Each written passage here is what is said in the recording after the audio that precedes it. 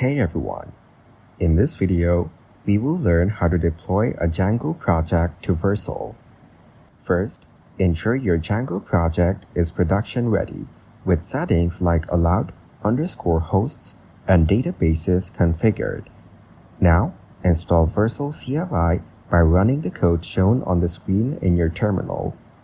Then, create a GitHub repository for your Django project and push all necessary files, including requirements.txt and runtime.txt.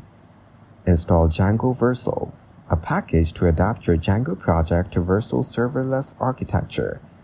Next, create a vercel.json configuration file to specify build settings, including builds and env variables. Push your project to GitHub and connect your GitHub account to Vercel. Deploy using Vercel CLI by running Vercel in your Django project's root directory. After that, set environment variables in the Vercel dashboard. Wait for the deployment to finish and access your live Django site at the URL provided by Vercel. Thanks for watching. Don't forget to like and subscribe to see more content like this.